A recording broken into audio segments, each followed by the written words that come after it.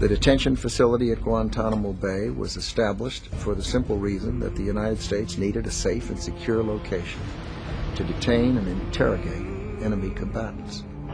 There are enemies in the United States of America, terrorists, members of Al-Qaeda, the Taliban, or former Taliban, and other related terrorist organizations who would strike out at the United States, our allies, or our interests worldwide if they had the opportunity to do so. These are also people who, in their conduct, violated the laws of war. They are, for the most part, terrorists. They're well treated, they're well fed, they get medical care, their religious needs are catered to. We see this as a mission of honor, and I think all the soldiers and sailors here internalize that. This is the most challenging duty I've had, just because you constantly have to keep yourself in check. It's the norm. It's what's expected. It's every day, and the troops understand that it's a way of life while serving inside the wire. The world's microscope has hovered over Guantanamo Bay and Camp Delta, where al-Qaeda terrorists and others captured by coalition forces during the War on Terror are being held. Despite the intense scrutiny, few people outside the gates of Gitmo seem to know exactly what's going on there on a day-to-day basis. That's why we sent Air Force Sergeant Sean Lehman to Cuba. He came back with an unprecedented, in-depth look at the past and present detention centers, and most importantly, what goes on inside the wire. Capturing and detaining enemy forces is a necessary part of war and has been an element of battle throughout history. A country's right to remove its enemies from the battlefield has never come into question, but what to do with those enemy combatants and how they're treated has, especially when you combine today's unconventional style of warfare and a complicated international legal system. A legal, social, and humanitarian debate has thrust the tiny base on the southeast corner of Cuba into the spotlight. The mission here changed drastically in January 2002, when the first enemy combatants captured in the anti-terrorism fight were sent to a site called Camp X-Ray, while a new facility was being built. We still see the all-too-familiar shots of hooded detainees being escorted to and from their cells. And this is Camp X-Ray today. Despite seeing news reports across the world that give the impression Camp X-Ray is still in use, obviously it isn't. And as we walk through the cells that once housed detainees that have since been moved to Camp Delta, you'll see that for the last 3 years, the only thing that has inhabited Camp X-Ray is the local wildlife. Camp X-Ray was constructed in the early 1990s when tens of thousands of displaced Haitians and Cubans flooded the area. Even then, it was not meant for permanent use. Then came September 11th and Operation Enduring Freedom. And when the immediate need arose to house those removed from the battlefield, Cuba's makeshift refugee camp was a logical choice. There are two critical things to remember about Camp X-Ray. First, U.S. officials knew from the moment the first detainee stepped into the camp in January of 2002 that it was a woefully inadequate facility and would be temporary. In fact, construction on the new Camp Delta facility began at that same time. And second, when I say temporary, I mean very temporary. Despite the misconceptions by some that the camp is still in use, it was only in use from January of 2002 to April of 2002. That's a total of just 4 months. Since then, the cell blocks have been burned off to prevent accidents, and Camp X-Ray has succumbed to the elements of nature. Every day at Camp Delta begins with the first of 5 daily Muslim prayer calls. With their exact times researched meticulously, the calls to prayer are played over the camp's PA system. Every cell and every area where a detainee will be is marked by a black arrow pointing toward Mecca, just under 13,000 kilometers away. Most of the detainees won't begin their prayers based just on the PA. Suspicious of Americans, they'll wait to hear from one of their own spiritual leaders in a nearby cell. Again, welcome inside Camp Delta. Sergeant Major Anthony Mendez is the Command Sergeant Major for the Joint Detention Operations Group, affectionately called the J-Dog. Sergeant Major Mendez leaves no doubt who's in charge when he's on the block. And what you need to do here is... Camp Delta is broken down into 5 subcamps, numbered based on the order in which they were built. The cells in camps 1 through 3 are basically the same. Each is 6 feet by 8 feet with a bed, a mattress, a sink, and an Asian-style toilet. Some of the maximum security cells in Camp 3 have an additional feature. Within Camp 3, we have the detainees that are at least compliant with the rules. In particular, we have 2 blocks that has this type of modification. These are our special blocks, if you will. What you see here is a plexiglass, and the plexiglass are in place to protect the guards from the detainees. Those habitual detainees that like to throw feces, urine, water, like to spit on the guards, and also their own detainees. So this serves as a protective device against those projectiles from the detainees. As Sergeant Major Mendez walks us through an occupied block, we get our first interaction with a detainee. And as you see here, a detainee being escorted out to a recreation period. The camera dips here because the Geneva Conventions and international laws forbid us from broadcasting detainee faces. This first glimpse for us was uneventful, but during any kind of detainee movement, as it's called, you can feel the intensity and vigilance increase above its already heightened state. Camp 4 is Delta's medium security camp. Procedures here are just as strict, but detainees who have demonstrated a certain level of compliance are allowed to live with each other. Each Camp 4 bay has 10 beds and is based more on a communal living style. While all inmates have the opportunity for outdoor exercise and recreation, those who have earned a place in this camp have much more interaction with their fellow detainees. The newest camp is a $15 million facility, modeled after the maximum security prison in Miami, Indiana. It was built in accordance with American Correctional Association guidelines for corrections facilities and can house up to 100 detainees in individual enclosures. I'm standing in the 6 by 8 by 10 maximum security cell in Camp 5 portion of Camp Delta, and these cells are not only for the least compliant detainees who may be a little more aggressive than the other ones, but they're also for detainees who may be level 1, 2, or 3, but provide high value to the United States. Camp 5 also allows separation of detainees who are disruptive to camp dynamics. Detainees are in specific camps based on their level of compliance or how well they're following the rules. Those who are compliant wear tan or white, while non-compliant detainees wear orange. The rules are prominently posted in several languages, and following them can mean getting such comfort items as playing cards, library books, or even board games. It's a simple reward-based method that's explained to everyone held here. So when the detainee starts breaking the rule, if you will, then we'll start taking things away. We have a matrix that basically spells out everything. So a guard can then arbitrarily come up and says, you know, I'm going to take this away from you because I know you like this. That's not the way we handle business. Included in the basic necessities are a prayer cap, prayer oil, prayer beads, and of course a Quran. These won't be taken away unless misused. Each Quran is handled with extreme care and is never actually touched by the guards when delivered to the detainees. As we were told by Joint Task Force Guantanamo's commander, everything done at Camp Delta is based on an extensive series of standard operating procedures, SOPs that lay out how every task is handled. Everything from how a detainee is moved, how he's secured, how he's fed, how he receives his mail, how he has interviews with the International Committee of the Red Cross, how he is moved to interrogations, how interrogations are conducted, what other intelligence gathering sources. SOPs for literally every aspect of the detainee's life. The extreme care taken is for everyone's protection, the guards and the detainees. Everything is logged, and it's important for us to know everything that goes on within their respective block, because that is what keeps us informed on the day-to-day activities. The overriding theme of Camp Delta is detail, and the level of detail is not more apparent than in the dining facility. The Seaside Galley in Camp America is food central. Meals for the troops and meals for the detainees are all prepared here in a constant 24-hour-a-day, 7-day-a-week flurry of activity. The religious needs and sensitivities of the detainees drive this train, and special accommodations are made throughout the process. For starters, to conform with Islamic tradition, all of the bread is made fresh on site. It's a very unusual concept for military dining facilities where frozen bread is usually shipped in.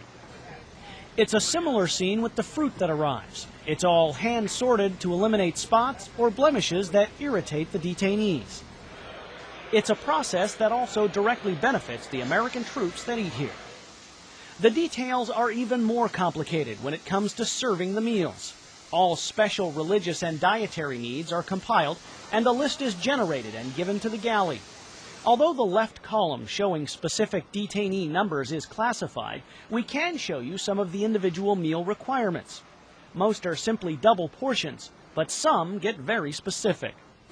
Divided containers are used to keep the foods from touching one another. Each is numbered and labeled before being filled. The meals are then individually delivered to the corresponding cells. All special dietary requirements are generated by the Joint Medical Operations Group located adjacent to Camp 4.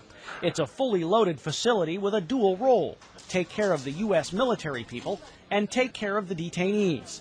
The medical group's commander says, believe it or not, there's not that much of a difference between the contrasting missions. Particularly the type of care that we give really is the same. That's kind of been our philosophy from the start here, is we provide the same level of care for the detainees that we provide for the troops that are working here.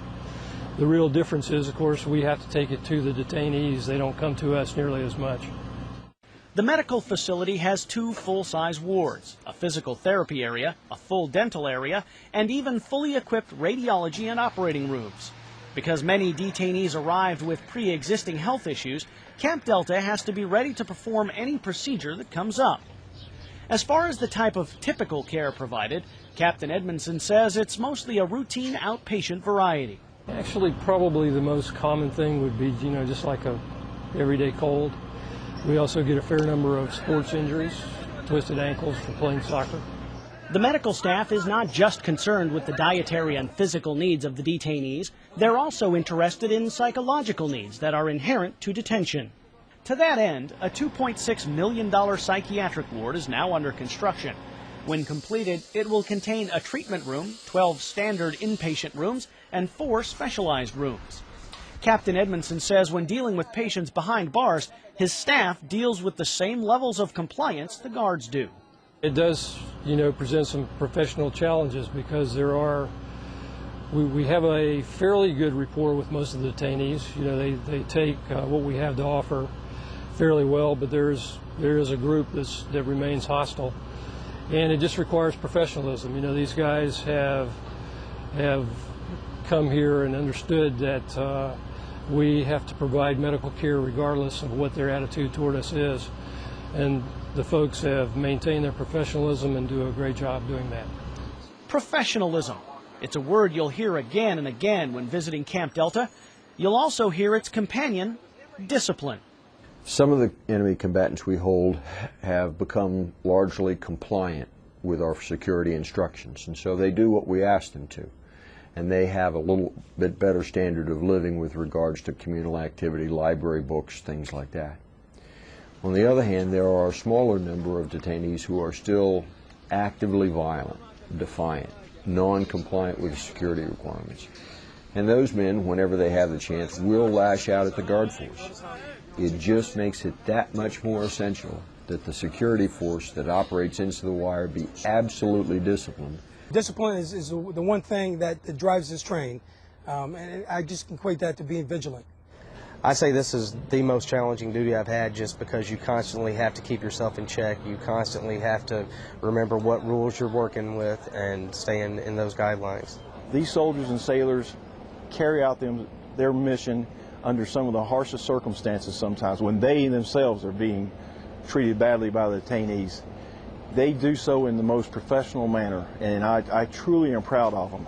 These detainees mistreat in many ways, with the throwing of feces, with throwing of urine. That's been well documented towards our guards here, and they've got to handle that and respond to that in a professional way.